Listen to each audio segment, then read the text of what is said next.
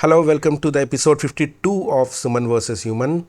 And this episode is going to be an ear candy for you all podcast lovers. Because on the show, I have passion driven entrepreneur. He's Mr. Gautam Raj Anand, founder CEO Hubhopper.com, India's first and only podcast host. So without much delay, let's welcome Gautam Raj Anand on the show. Gautam Raj Anand, welcome to Suman versus Human. Thank you so much for having me. Pleasure to be on the show and excited to delve into the world of audio, startups, and technology, and anything else that comes to mind. Yeah, excited to have this conversation. Anandji, I heard about, in fact, we all heard about iPods, we heard about AirPods, we heard about podcasts. Like, where is this word pod coming from? I just want to go through the history of podcast. Oh, okay. That's actually a really good question. So actually, the original term for podcasts was audio blogging. This was in the early 2000s, so prior to 2005, in fact. Okay. And In fact, when the first blog was created, the man that invented blogging, because blogging is also based on the same RSS structure of podcasts, he created both written blog as well as an audio rendition, which is basically the first audio blog that was created. When you actually touched upon the genesis of it right now. So, ironically enough, it was when Apple launched the iPod. They were trying to include as much, sort of entertainment and capability within it, Yeah. and they introduced audio blogs into the iPod experience itself. Oh. And there was a journalist, in fact, that coined the term podcast because it was essentially a blend between the word iPod and broadcast. So essentially, what happened as a consequence of that, which is quite interesting, is that for a very long time, people believed that it was a pure play Apple experience because it came as a derivative of the word iPod. Yeah. And then it also alienated a large part of the world. So if that term hadn't actually been coined, I think the uptake of podcasts would have happened a lot quicker because people wouldn't have associated it with one brand or wouldn't have associated it as something completely unique and new. If it was still known as audio blogging, I think it probably would have become popular, a lot before than a lot sooner than it actually did. So yeah, so that's a little bit on the history of the nomenclature. In fact, the companies like Microsoft had released products called there was a product called the Zune, again early 2000s, and that also had podcasts within it. So weirdly enough, it wasn't even Apple that was the only company betting on audio blogging. Even companies like Microsoft were. Okay. Yeah, so I hope that addresses and answers your So question of it, where the it means etymology that comes from. Apple is not a sole owner of podcast, right? Absolutely not. Absolutely not. Nobody is the owner of podcasts. That's one of the beautiful aspects of podcasting is that it's also decentralized to a little bit of a degree. Like Yeah. it is very reminiscent of how the internet was intended to be, where one syndicated feed would get created in one avenue and then it could be consumed anywhere across the web as long as a player had the ingestion capabilities to play the content from the RSS feed. Gautamji, I'm so curious because you started India's first podcast host, in fact, only podcast host called Hubhopper.com in 2015, right? So, what made you to actually invest money on this venture? Because even today, forget about 2015, even today, 2024, podcasts are not really as common as YouTube videos. And you find millions of creators on YouTube who work on making videos, but there are very few creators who work on podcasts. What made you to take a decision to invest more in money on this platform? So I guess there are two ways to answer that question. One again lies in the way that you phrase your question itself. It's the challenge of the fact that podcasts were seen as the underdog media format, Yeah, and given the fact that it hadn't received that much attention, obviously there were a lot more problems to solve for within the space, and the avenue of solving problems and being part of the solution was something that was a lot more exciting to me than being a value added service or a value added tool in an already mature media format. yeah, But that being said, from I would say my perspective, how we landed up where we currently reside in the podcasting ecosystem was a mixture of, I would say, delusional optimism. It was a mixture of passion for the medium itself, yeah, and it was a mixture of just sort of being flexible and understanding what the needs were in the market and trying to align to what the needs in the market were. I mean, my journey with actually the format itself was a very organic journey. It wasn't an intentional journey whatsoever. I actually started my journey with podcasts as a listener and as somebody who really loved the passive nature of audio consumption. I really liked the multitasking nature of audio consumption. I really liked the way that it gave me back more time than it took away from me. I really yeah, liked the fact that it was a media format that I correlated to with learning, which seemed a lot better for me personally. And this is just a personal choice than, watching,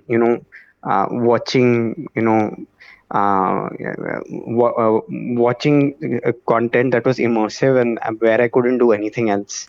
yeah, So yeah, I saw that the format was more language agnostic, literacy agnostic, capital agnostic, both for the listeners as well as for the creators. But yet the media format wasn't growing at the rate that it should have. So obviously there was a problem statement that existed somewhere in in the space that was stopping it from reaching its potential and its growth. And the curiosity of trying to find and solve what that problem was what drove me and drove us into creating Hubhopper. I still believe that we're only scratching the surface. There's a long way to go to actually making podcasting as democratized yeah. as other formats. But it's a journey that's very fulfilling because you know that whatever you're creating and whatever you're doing has um, a tangible impact because um, other products don't essentially exist currently that are trying to solve for them. So you feel like you're very purpose driven. So you're, of course, profit driven, but you're also very purpose driven. That's something that appeals to me personally. Gautamji, now I have one more question. See, people are used to watch short form content. Like people are so much attached with WhatsApp videos. People are so much attached with shorts on YouTube. Thank God, TikTok is no longer available in India. But now, due to this viewing habits, people started developing anxiety related disorders. Now, they are Hmm. not in a position to watch long form content or watch or hear, listen to long form content. So, what do you have to say on this? I would say that that's a broad brushing statement, which I mean, the data doesn't necessarily support that people aren't listening to or people's trend of consumption habits aren't increasing with regards to podcasts because data speaks quite to the contrary. Yeah, It's weird. You'll actually see when video consumption increases, audio consumption doesn't decrease. it Correct, also correct. increases. Yeah, It's yeah, basically people become people's desire for consumption becomes more and more insatiable. And so when people can consume video, they tend to consume video, and in avenues when they can't consume video, then they tend to consume audio. So yeah. I think a lot of people make the mistake of treating audio and video like adversaries when they're not. They're like siblings, in my opinion. You'll always have video being a very important part of the audio story. Hmm, hmm, Discoverability, for example, is a major pain point for podcasts. I yeah, believe if you're an audio first podcast, you should still leverage video in the promotion of your show. So you should create reels and you should create shorts and you should create, because that's how you build your top of funnel awareness, and that can be 30 to 90 seconds long. And how you get people to convert from there is your primary call to action should be that they should come and listen to the entire episode. yeah. That way you're leveraging off of the benefit of video. And what are the benefits? Top of mind awareness, that is better. It affects a different part of your brain when you're watching a video. And then if they convert and start listening to the entire episode, that means you've actually converted somebody that had intent to consume. Your ad blindness is a lot lower with audio. The intent for purchase is a lot higher because trust is much higher. There's a lot more brand affinity, both for personal brands as well as for brands in general when people are listening. There is a lot more memory encoding with audio, so that's actually affecting a different part of your brain when you're listening to audio.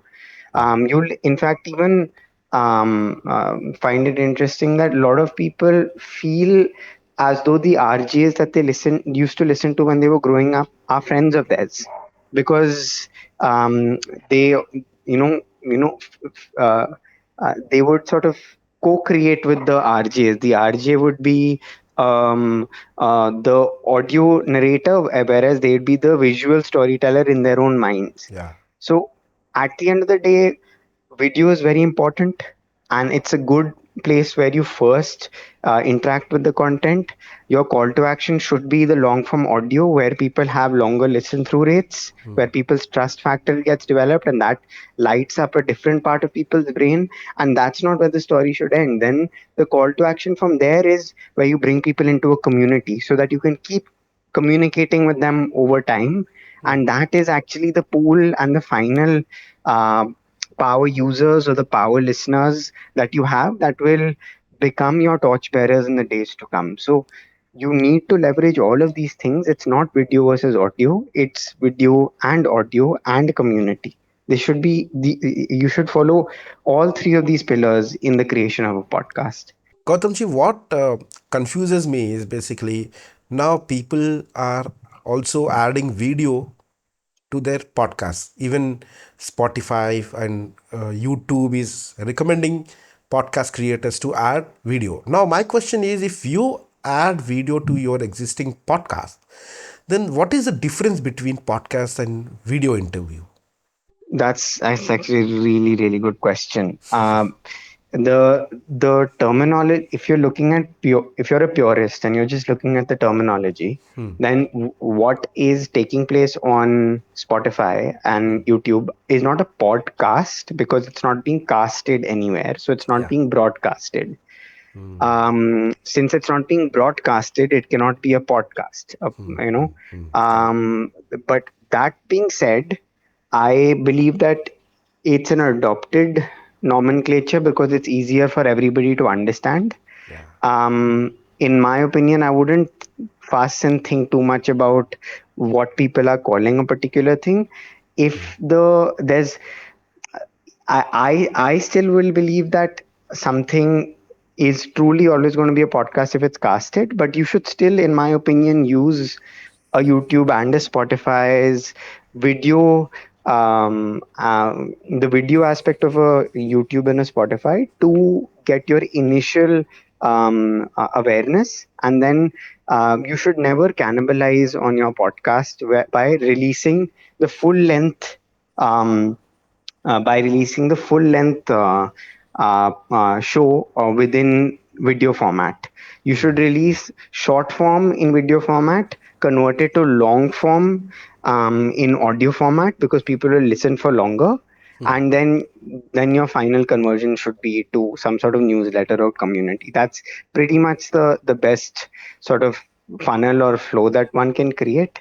But your question is a nuanced question. It's actually quite hard to answer. What is the current difference Yeah. between a YouTube video and a podcast? I think maybe if the journey ends on YouTube, then it shouldn't be called a podcast. But Exactly. if it's Exactly. Yeah. if the journey starts on YouTube and then converts to listening experience, and yeah, then it can be called a podcast. Or if the MP4 file is being placed within the RSS feed as it used to be in the days of audio blogging, a lot of people actually will be perplexed by this. But when audio blogging had just come about, 2004, 5, etc., it Hmm. was both video and audio. So people were putting both MP3 and MP4 files in their RSS feeds. Yeah. Yeah. Yeah. So now everybody's saying that video has come into the podcasting space and podcasting was only audio, but that's not true at all. Before podcasting became only audio, podcasting used to be audio plus video.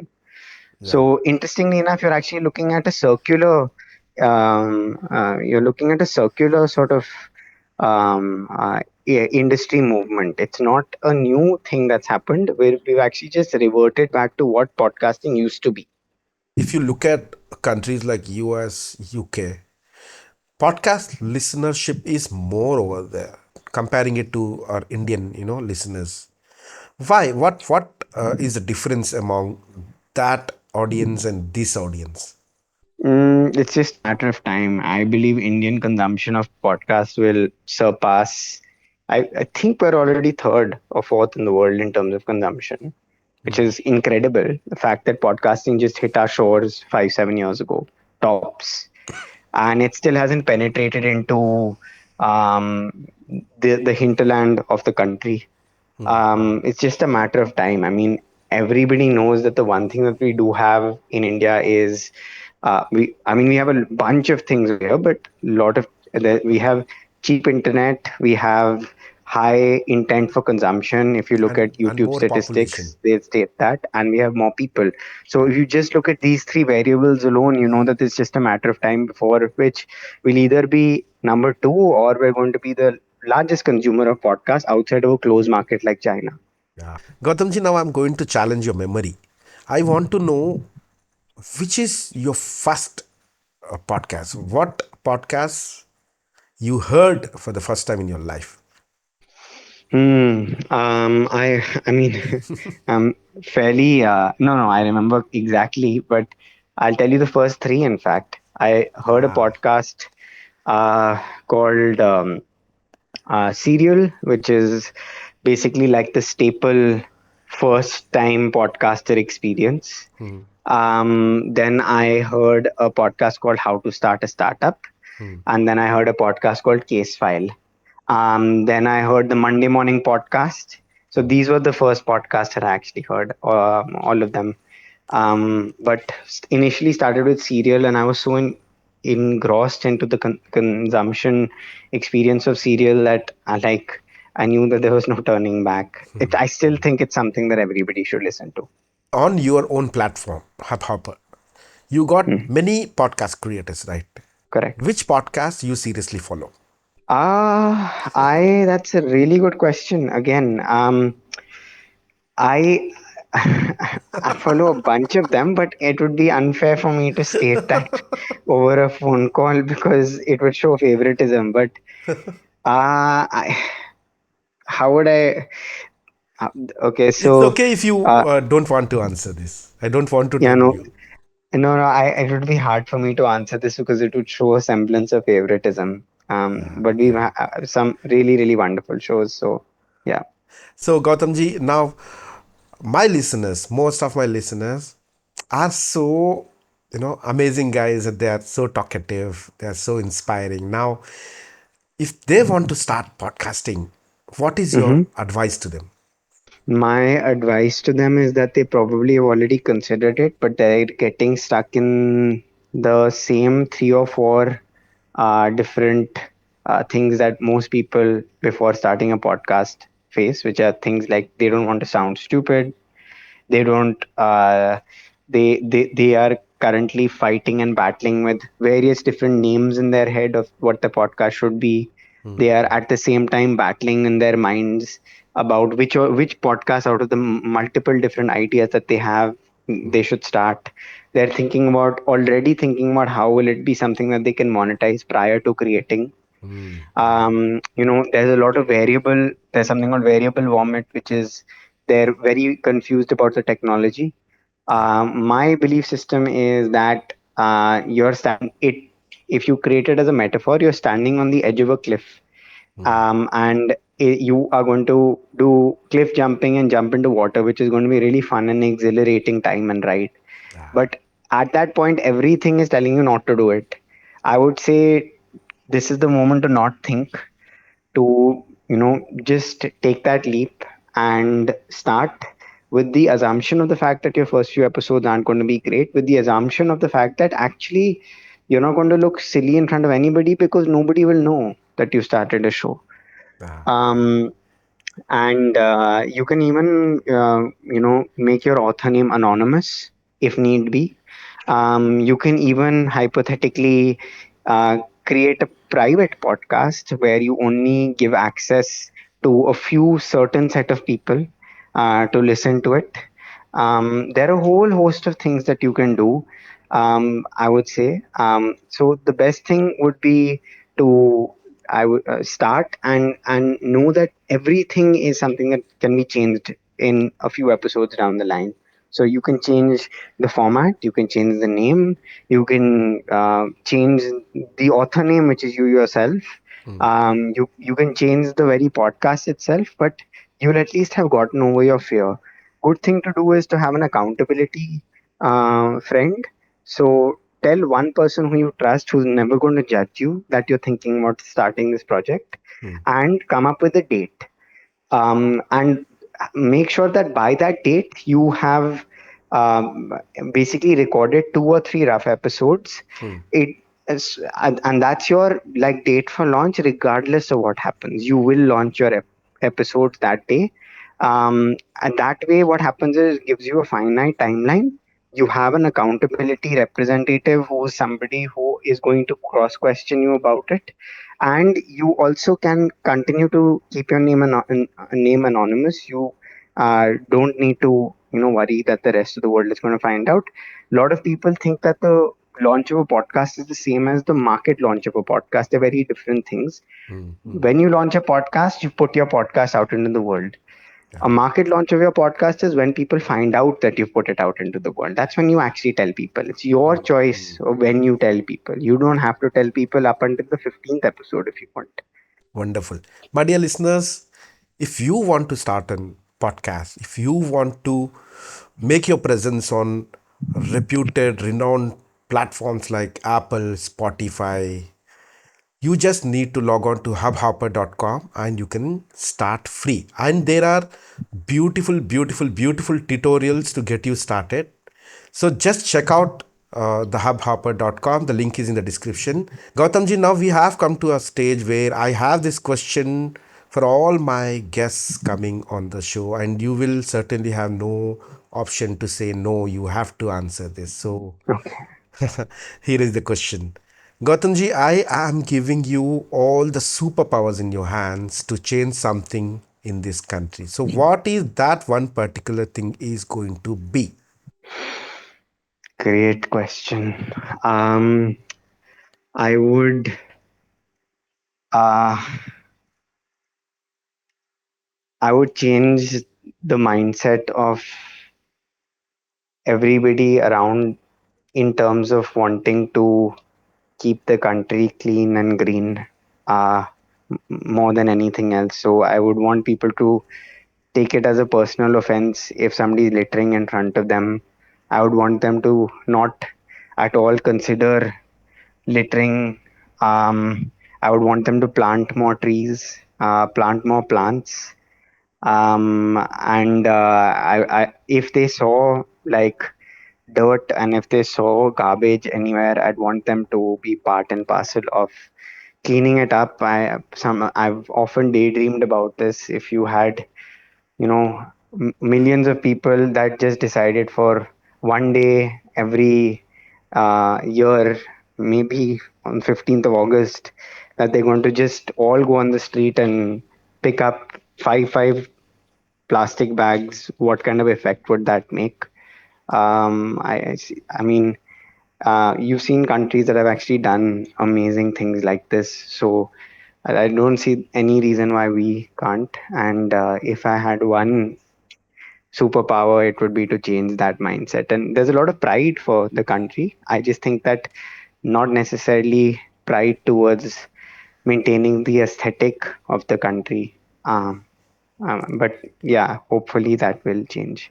Tadastu. Gautamji, it was wonderful talking to you. Thank you so much for giving me your valuable time. Thank you so much for this wonderful opportunity to host you on Suman versus Human. Thank you so much once again. Such a wonderful, free flowing conversation. You're a excellent host. Just wanted to let you know that, and um, hope you have, a never ending stream of episodes, and never know whose life you're changing on the other side of this audio file. This compliment really encourages me a lot, Gautamji, because I received this compliment from a person who owns India's first and only podcast host. Awesome. Thank you. Thank you.